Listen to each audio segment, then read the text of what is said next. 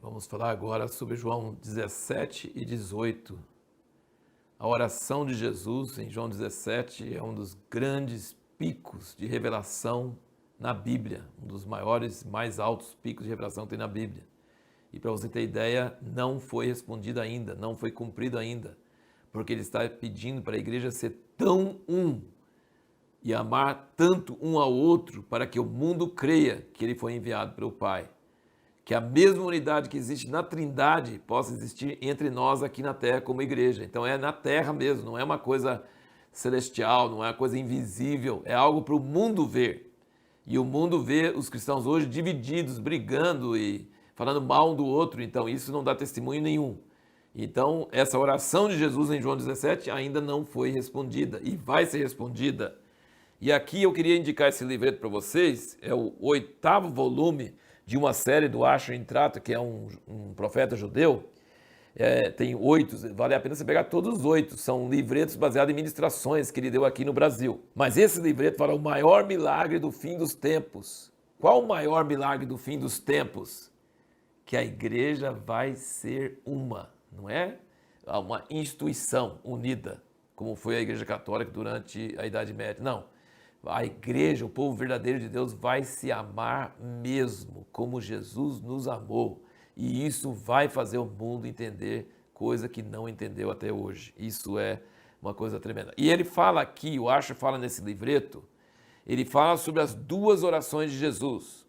Essa oração aqui foi quando Jesus estava terminando a ceia, foi lá no cenáculo, ou saindo do cenáculo. E a outra oração foi no capítulo 18, aqui João não relata essa oração, porque os outros 3 evangelhos relatam. Quando Jesus falou, passa de mim esse cálice, a oração de Jesus no Getsemane. Então foi assim, Jesus passou, assim, poucos metros de distância, tipo, sei lá, no máximo, não sei nem se dá 500 metros, e poucos minutos, talvez 1 hora, meia hora, 2 orações. Uma, essa oração de João 17, e outra oração do jardim de Getsemane. Pai, passa de mim esse cálice, mas não faça o meu querer, faz o teu querer. E a oração do Getsemane é o que vai tornar possível a resposta da oração de João 17. E são 2 orações de Jesus. Uma oração pedindo que a igreja fosse um, assim como ele e o Pai são um. E a outra é orando, Pai, passa de mim esse cálice, mas não faça a minha vontade, faz a tua. E aí ele orou 3 vezes, depois ele falou assim, não, faça a tua vontade, não faça a minha vontade. Se não pode passar o cálice, então não passe, porque eu quero a tua vontade. Então Jesus negando a sua própria vontade, vencendo isso pela oração, e orando 3 vezes até alcançar essa vitória, tornou possível aquilo que ainda vai acontecer aqui na terra, a resposta de João 17. Que a igreja seja verdadeiramente uma, não institucionalmente, não organizacionalmente, mas uma de coração, uma de amor mesmo, como o Pai ama o Filho. Mesmo tendo diferenças de opiniões e doutrinas secundárias, mas realmente amando um ao outro. Quando nós queremos a nossa vontade, isso causa divisão.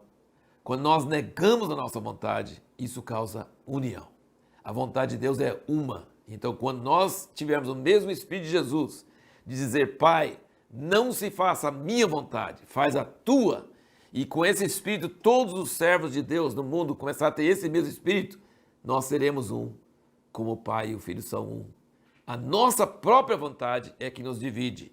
Hebreus 10:10 diz que é na vontade de Jesus que nós somos santificados. Quando ele no jardim pegou a vontade humana e dedicou essa vontade humana de volta a Deus, ele restaurou a chave para a unidade da igreja, para a restauração do mundo, para a vinda do reino de Deus para a terra. Ele restaurou. Adão tirou da vontade única de Deus e seguiu a vontade de Satanás. Jesus pegou a vontade caída do homem e devolveu a Deus. E então você dá uma olhada depois em Hebreus 10, versículo 10. É na vontade dele, não é na nossa. É na vontade dele que nós somos santificados. E aí você vê no capítulo 17, versículo 1, Jesus dizendo, glorifica teu filho para que também o filho te glorifique. Essa é a chave. Você quer ter acesso à glória de Deus, ao poder de Deus, à intimidade com Deus e à sabedoria de Deus? Você quer ter acesso a isso? Queira só uma coisa, que Deus seja glorificado.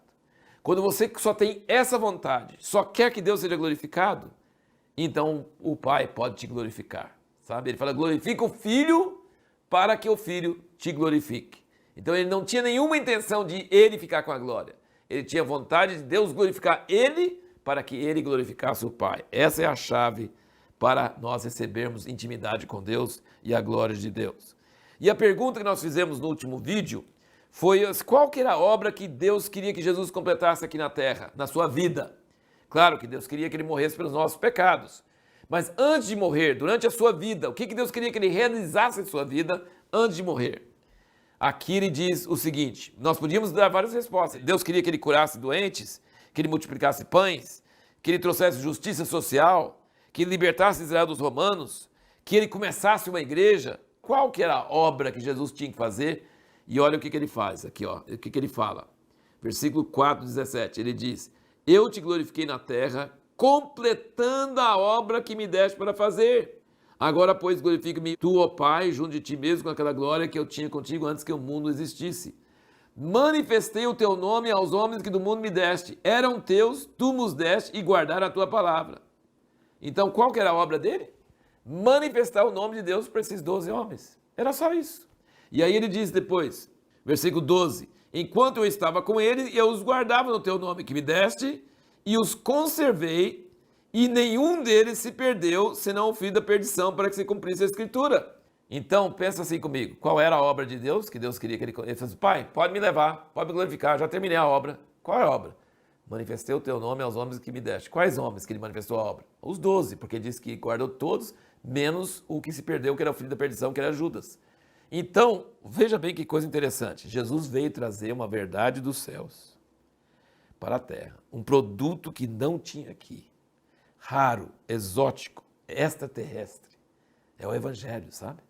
Ele veio trazer a verdade, ele veio trazer a revelação de Deus.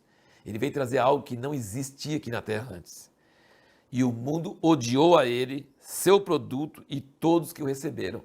Aqui nessa oração ele disse que o mundo nos odiaria, e odiaria os 12, e odiaria todos aqueles que recebessem.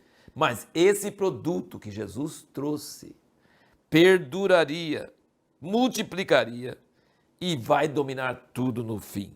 Glória a Deus por isso. Agora, chegando no capítulo 18, versículo 36, Jesus responde para Pilatos, ele fala, o meu reino não é deste mundo.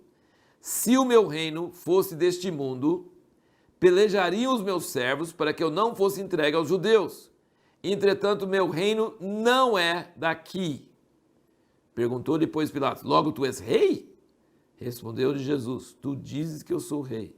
Eu para isso nasci e para isso vim ao mundo, a fim de dar testemunho da verdade. Veja bem essa palavra testemunho. Vim a fim de dar testemunho da verdade. Todo aquele que é da verdade ouve a minha voz. Queria comentar com você o seguinte, se o cristianismo tivesse ouvido isso que Jesus falou, a história da igreja seria tão diferente. Porque até hoje as pessoas querem usar armas, hoje não tanto armas, né? Mas durante séculos os cristãos usaram armas, as cruzadas, usaram armas para tomar conta de países, para evangelizar o país, com armas. Hoje usa dinheiro, fama, poder, luta, política. O reino de Jesus não é deste mundo. Não é assim que o reino dele funciona. Se fosse assim, seus servos lutariam. Mas não é assim.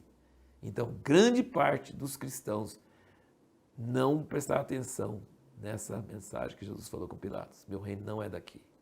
Não luto com armas carnais. E Paulo dizia em outro lugar, não é contra carne e sangue que a gente tem que lutar. Contra principado e potestade. Nossas armas não são carnais.